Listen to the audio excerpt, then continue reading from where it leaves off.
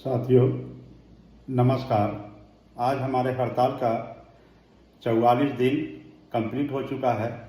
ऐसे सांकेतिक को लेकर के चलिएगा तो 1.5 महीना पार हो गया है, लेकिन इस 1.5 महीने के हड़ताल में अभी तक हम लोगों ने बहुत सारा गतिविधि किया है। और सबसे बड़ी बात यह है कि मनरेगा कर्मी चाहे कोई भी विंग का हो, सभी एकजुट है। और इस बार की हड़ताल में सबसे बड़ा जो महत्वपूर्ण बातें हैं वो यही है कि सभी एकजुट है और सभी मनरेगा के काम को दरकिनार कर दिया है।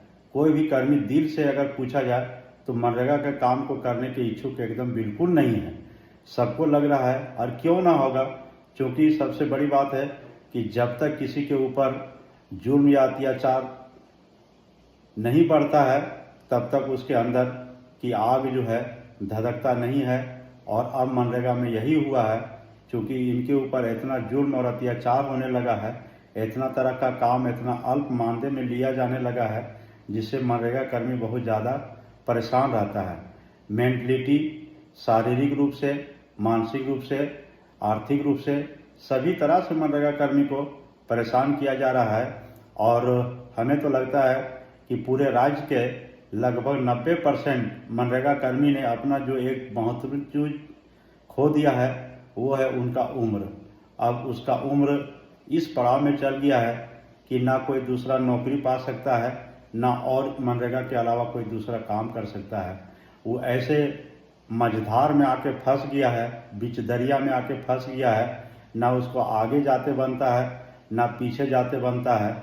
और यहाँ की जो सरकार है उस सरकार पे सोच करके ये तरस आ रहा है कि इतने दिन से अपने कर्मी को राज्य में काम करवाने के बावजूद भी आज उसको सम्मानजनक मानदेय, ग्रेड पे, स्वास्थ्य बीमा, हेल्थ बीमा, एक कर्मी का जो सभी मूलभूत सुविधा होना चाहिए वो नहीं दिया जा रहा है। हम मानते हैं कि हम भारत सरकार के स्कीम वर्कर हैं, हम मनरेगा स्कीम के तहत काम कर रहे हैं, लेकिन हम अपने राज्य का विकास कर रहे हैं। यहाँ के सरकार को ये मानना होगा कि ये हमारे राज्य का विकास में 24 घंटा तत्पर लगा हुआ है।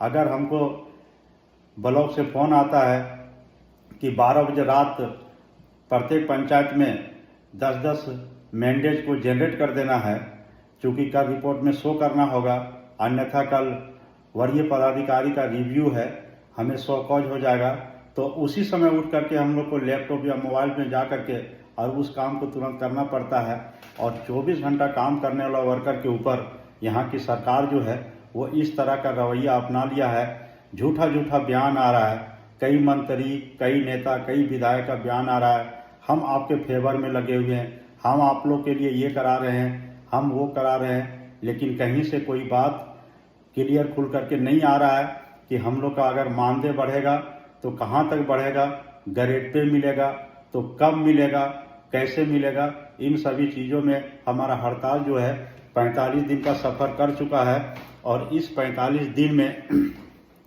बहुत सारा की परेशानियां हमारे मनरेगा कर्मी ने झेला है, क्योंकि बहुत से ऐसे कर्मी हैं जिनका अभी आर्थिक रूप से भी हमको लगता है कि उनका बहुत बुरा हाल है। और ऐसे में सरकार को गंभीरतापूर्वक सोचना चाहिए। और हमारे जो प्रदेश स्तर के नेता हैं जो आगे बढ़ कर के काम कर रहे हैं, उनको चाहिए कि जल्द से जल्द इन मांगों के समक्ष हमारे कर्मी जो धरना पर बैठे हुए हैं उनके आगे हम उसके मांग को पूरा करें। दिन रात करके एक करना होगा, दिन रात करके लड़ाई लड़ना होगा, तब जा करके अब कहीं लगता है कि कुछ प्राप्ति कर पाएंगे। अन्यथा राज्य की जो स्थिति है वो इलेक्शन का स्थिति बना हुआ है। सरकार यहाँ पर अपना इलेक्शन मोड में काम करना चाह रही है और कर भी रही है। इस बीच में अगर कहीं आचार संहिता लग जाता है तो हम लोग का क्या होगा। हमारे राज्य के सभी मनरेगा कर्मी से मैं कहना चाहता हूँ, अपील करता हूँ, और प्रदेश के जो हमारे नेतागण हैं उनसे मैं अपील करता हूँ कि आप जो है 10 दिन आज से लेकर के 15 सितंबर तक जी जान करके जितना लोगों को जहाँ पर धरना, प्रदर्शन जो भी करना पड़ेगा करने के लिए तैयार है। और करेंगे, आप दिशा निर्देश कीजिए और ले करके चलिए और मांग को जल्द से जल्द प्राप्त कीजिए। अन्यथा राज्य में कहीं आचार संहिता लग जाता है तो सारा मांग हम लोग का, सारा किया दिया, पूरा जो हम लोग का मेहनत है उस पर पानी फिर जाएगा और ना हम लोग घर का रहेंगे और ना घाट का रहेंगे। क्योंकि अगर हमारा 1.5 महीना 2 महीना का हड़ताल व्यर्थ चला जाता है, 2 महीना का हड़ताल में हम कुछ भी मांग प्राप्त नहीं कर पाते हैं, तो इससे बड़ा अफसोस और चिंता की बात कुछ भी नहीं हो सकता है। इसलिए मैं सारे राज्य के कर्मियों से अपील करता हूं कि जिस प्रकार से अभी तक हमारा हड़ताल सफल रहा है ग्रेड पे मांग के विरुद्ध में, तो उस सफल को 10 दिन बहुत धारदार बनाना है। दोस्तों, आप सभी को जब जहां बुलाया जाए वहां पे पहुंचना है और राज्य के हमारे जो नेता है उनके मार्गदर्शन पर चलना है। अगर वो जो कहते हैं उनको सुनना है। और मैं अपने राज्य के बड़े नेता जो हमारे नेतृत्व कर रहे हैं, मैं उनसे अपील करूंगा कि आप ये मान के चलिए कि 15 सितंबर तक आचार संहिता लगने वाला है। उससे पहले आप मांग कैसे पूरा कर लें, इस पर दिन रात मेहनत करने की जरूरत है। क्योंकि अब वो समय नहीं है कि हम हड़ताल पर चल रहे हैं और मांग पूरा हो रहा। अब वो नहीं है। एक ये समय और सीमा तय करना होगा कि 15 सितंबर तक आपको मान के चलना है कि 15 सितंबर तक जितना तरह का प्रदर्शन करना पड़ेगा, जो भी करना पड़ेगा, सभी लोग करने के लिए तैयार हैं। और 15 सितंबर तक आप मांग पूरा करें और अपने साथियों को मांग करके उसके मान और सम्मान को रखें कि हमने आपके समक्ष इतना देर हड़ताल का आह्वान किए और आप सभी के सहयोग से हमारे दिशा निर्देश पर यह हड़ताल इतना दिन चला और हम आपको आज ये चीज़ प्राप्त करके दिए। ये एक लक्ष्य तय होना चाहिए। बिना लक्ष्य का अगर हम लोग मार्ग पर चलेंगे तो पता नहीं किस ओर भटक जाएंगे। इसलिए हमारा जो मंजिल है ग्रेड पे, वो तो ग्रेड पे हम लोग लेके रहेंगे, लेकिन उसका जो तय सीमा है वो 15 सितंबर तक होना चाहिए। अन्यथा 15 सितंबर के बाद राज्य में कभी भी आदर्श आचार संहिता लग सकता है और अगर वो आचार संहिता लग जाता है तो हम लोग कभी कुछ नहीं कर पाएंगे, कुछ भी नहीं ले पाएंगे। हमारा हड़ताल बेकार चला जाएगा, हमारा 2 महीने का मानदेय बेकार चला जाएगा। वो तो नो वर्क नो पे में है, वो भी नहीं मिलेगा। लेकिन हम लोग जो है, जिस तरह का आप जो प्लान बनाए हैं अपने मनरेगा कर्मियों को सफल करने के लिए, मांग को पूरा करने के लिए, उन सभी प्लान में हमारे सभी मनरेगा कर्मी फिट है, काम करने के लिए तत्पर है। जिस प्रकार से आप प्लान बनाते हैं उस प्लान पर ये काम कर रहे हैं। इनको जहां आपको बैठाना है इस पर बैठेंगे, जहां इनको खड़ा रखना है ये रहेंगे।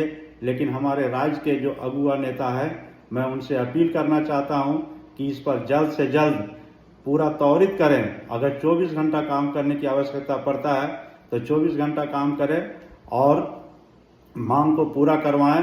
क्योंकि 15 सितंबर तक हम लोग का डेडलाइन है। उससे आगे अगर चाहें कि उससे आगे बढ़ करके हम लोग प्राप्त करेंगे, उससे आगे तक हमारा हड़ताल चलेगा, तो हड़ताल तो आप चला लीजिए। लेकिन अगर 15 सितंबर तक मांग पूरा हो जाता है तो हम लोग का लक्ष्य प्राप्ति 100% कहलाएगा और बल्ले बल्ले कहलाएगा। अन्यथा उसके बाद सरकार भी धीमी गति में पड़ जाएगी, हम लोग भी शिथिल पड़ जाएंगे। लेकिन हड़ताल तो रहेगा, काम तो नहीं करेंगे, इतना तो तय बात है। लेकिन यही होगा कि नो वर्क नो पे में आप 3, 4, 5 महीना कितना दिन रहेंगे। इसलिए मैं सभी मनरेगा कर्मियों से, सभी विंग के कर्मियों से एक बार पुनः फिर अपील करूंगा कि अपने संघ के निर्देश पर, अपने राज्य के नेताओं के निर्देश पर जब जहां जिसको बुलाया जाता है भारी तादाद में पहुंचे, भारी संख्या में पहुंचे और अपने नेताओं के मान सम्मान को बढ़ा के रखे और डिसिप्लिन में रखे। जिनको जहां बोला जाता है बैठने के लिए, जहां चलने के लिए, वो उनके दिशा निर्देश का पालन करें। और हम राज्य के नेताओं से ये अपील करूंगा कि आपके साथ 5000 मनरेगा कर्मी है और 45 दिन बीत चुका है, लेकिन अभी तक जो हमारा ग्रेड पे का मांग है उसमें हमको नहीं लगता है कि कितना परसेंटेज तक हम आगे बढ़े हैं। इसके रेशियो को आप जल्द से जल्द पूरा कीजिए। एक समय सीमा तय कीजिए। हमारे हिसाब से 15 सितंबर तक समय सीमा होना चाहिए, बहुत ज़्यादा है, और उसके अंदर हमारा लक्ष्य प्राप्ति हो। और मैं इसी के कह के सभी अपने मनरेगा साथियों को झारखंडी जोहार, नमस्कार, जय हिंद। जो भाई मेरा चैनल सब्सक्राइब नहीं किए होंगे, आपसे मेहरबानी है कि कर देंगे। हम आपके बीच में बने रहेंगे, इसी तरह से डेली आपको न्यूज़ देता रहेंगे। अगर न्यूज़ अच्छा लगे तो लाइक कर दीजिए। धन्यवाद।